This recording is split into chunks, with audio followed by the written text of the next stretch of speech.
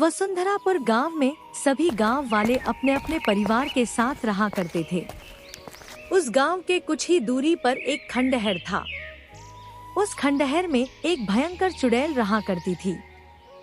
उस गांव का कोई भी व्यक्ति शाम होने के बाद से उस खंडहर के रास्ते से नहीं आता जाता था, क्योंकि कोई भी व्यक्ति गलती से चला भी जाता था तो वो चुड़ैल उसे जिंदा नहीं छोड़ती थी। एक दिन फूलमतिया के भाई का फोन आता है। बोल फूलमतिया, कैसी है? ठीक है ना? हाँ भैया, मैं ठीक हूँ। आप बताओ, आप कैसे हो? मैं भी ठीक हूँ। आज कई दिन हो गए हैं तुम्हारे यहाँ आए हुए, तुमसे मुलाकात करने का मन कर रहा है, तो मैं आ जाऊंगा। हाँ हाँ जरूर आएगा, मैं तो बुलाने वाली ही थी। और हाँ, मेरे लिए भाभी के हाथ का कोफ्ता जरूर ले आइएगा। हाँ हाँ ले आऊंगा। दोनों बात करके फोन रख देते हैं और फूलमतिया अपने भाई राजू को ये बताना भूल जाती है कि शाम होने से पहले आ जाएगा। ये बताने के लिए फूलमतिया राजू को फिर से दोबारा फोन लगाती है, पर राजू पे फोन नहीं लगता है। अब मैं क्या करूं? भैया को तो बताना ही भूल गई कि शाम होने से पहले आ जाएगा और अभी ये फोन लग नहीं रहा है। अच्छा, कुछ देर बाद ट्राई करूंगी, शायद लग जाए। फिर फूलमतिया अपने कामों में फंसी रह जाती है और राजू को फोन करने को भूल जाती है। पूरा दिन बीत जाता है और शाम हो जाती है। इधर राजू शाम को उसी खंडहर के रास्ते से होकर आ रहा था। राजू अपना मस्त गाना गाते हुए चला आ रहा था। तभी अचानक वो चुड़ैल राजू के सामने आकर खड़ी हो जाती है। अपने सामने चुड़ैल को देखकर राजू के पैरों तले जमीन खिसक जाती है। वाह, आज तो तुझे खाने में मजा ही आ जाएगा। नहीं नहीं चुड़ैल जी, मुझे छोड़ दो। कैसे छोड़ दूं? आज कई महीने बाद कोई इंसान आया है इस रास्ते से और तू बोल रहा है कि मैं छोड़ दूं। तुझे तो मैं मजे के साथ खाऊंगी। राजू कितना भी चीखता चिल्लाता है, पर चुड़ैल उसे नहीं छोड़ती और राजू को पकड़कर आसमान से होते हुए उड़ती हुई ले जाती है। कोई बचाव, कोई है, कोई तो बचाओ मुझे इस चुड़ैल से।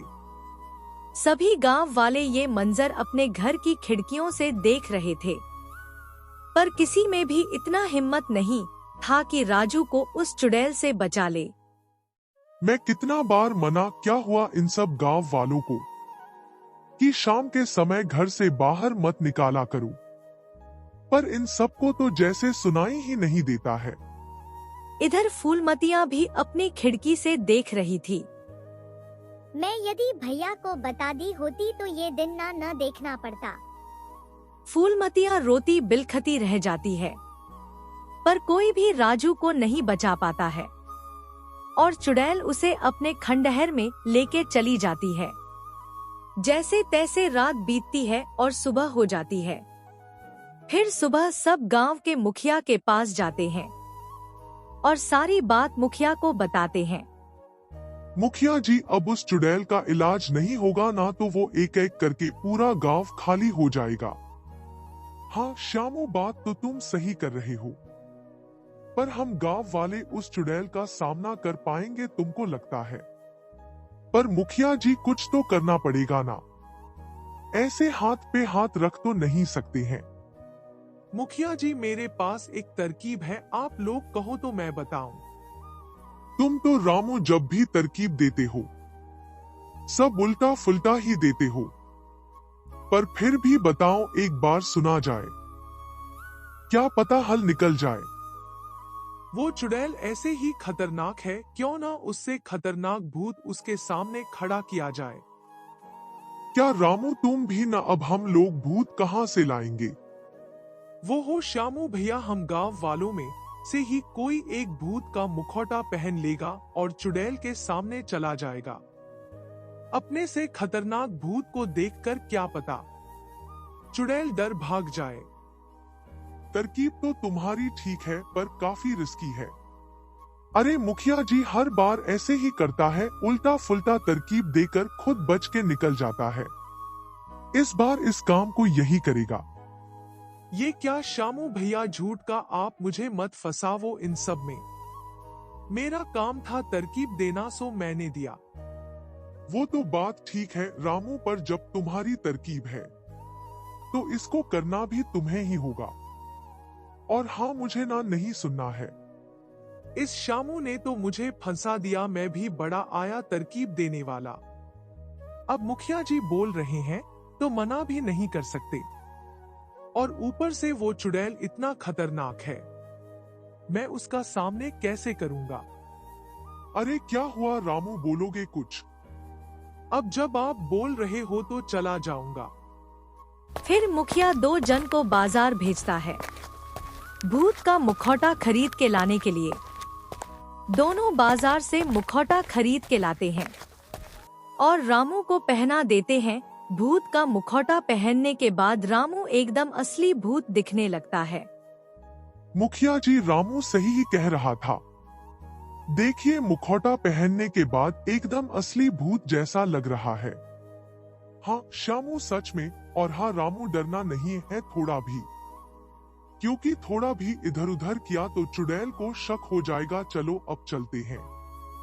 फिर रामू भूत के रूप में खंडहर के पास वाले रास्ते में जाकर खड़ा हो जाता है और चुड़ैल का आने का वेट करता है। तब तक चुड़ैल वहाँ आती है। अरे तू कौन है और मेरे इलाके में क्या कर रहा है? अब इस इलाके में मैं रहूंगा, तुम इस इलाके को छोड़कर चली जाओ। अच्छा तुझे तो मैं अभी बताती हूँ। चुड़ैल रामू को उठाकर अपने खंडहर में ले जाने लगती है। चुड़ैल जी मुझे छोड़ दो, मैं कोई भूत नहीं हूँ। छोड़ दो मुझे, छोड़ दो। चुड़ैल रामू का एक नहीं सुनती और रामू को अपने साथ लेकर चली जाती है। ये मंजर देखकर पूरे गांव वाले हैरान रह जाते हैं और परेशान होने लगते हैं कि अब रामू को कैसे बचाया जाए। फिर गांव के कुछ लोग एकत्रित होते हैं। नास मिटे, आप सबका मेरे पति ही मिले थे ये सब करने को। अरे तुम घबराओ मत, रामू को कुछ नहीं होगा। एक काम करते हैं, गांव के सभी लोग उस खंडहर में चलते हैं और एकता की पावर दिखाते हैं। मुखिया के साथ सभी लोग खंडहर में जाते हैं। अच्छा तो मरने के लिए एक साथ पूरा गांव आया है। अच्छा है। तेरी हिम्मत है तो तू आगे बढ़, फिर हम बताते हैं। बहुत साताली हम गांव वालों को। आज तुझे हम दिखाएंगे एकता क्या होता है।